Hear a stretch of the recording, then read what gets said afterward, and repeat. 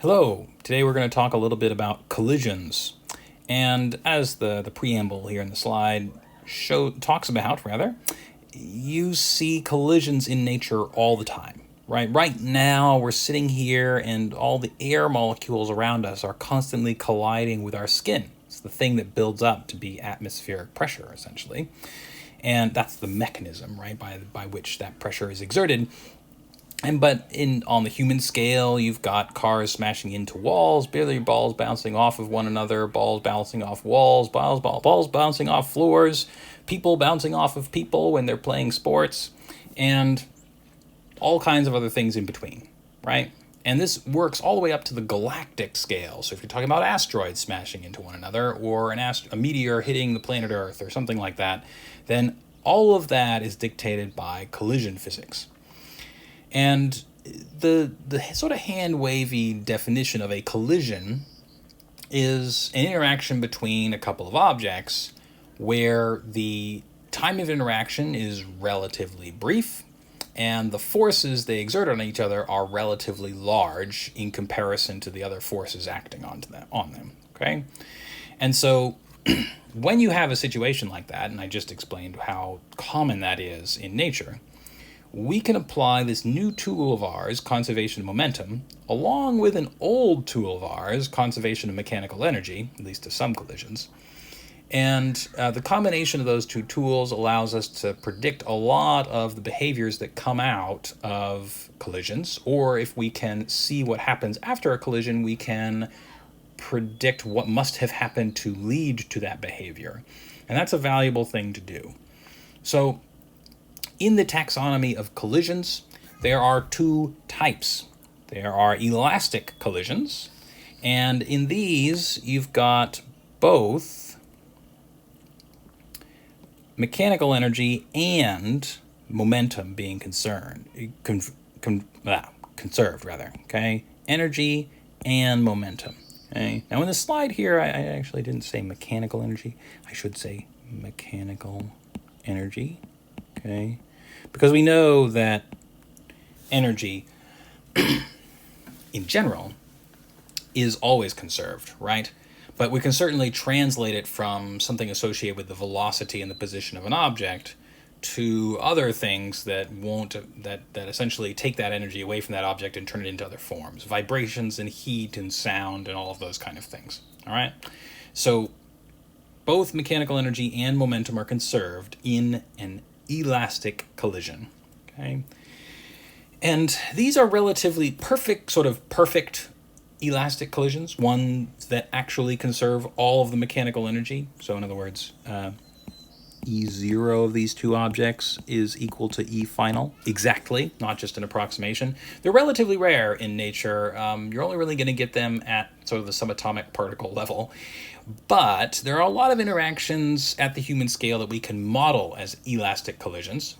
And that gives us kind of a, sort of like a platonic ideal of what might happen in a situation. And even if it's a little bit off, it gives us a fair amount of predictive power. So elastic collisions, we'll use this as a model mostly, but it's a powerful model for problem solving. And I have a little sketch of what can happen during an elastic collision. This is just one example of one where we have two onrushing objects here. And just after their interaction, you see that they rebound with different velocities. And if this happens, you can bet that these two objects have a mismatch in the amount of mass that they're carrying around with them, right?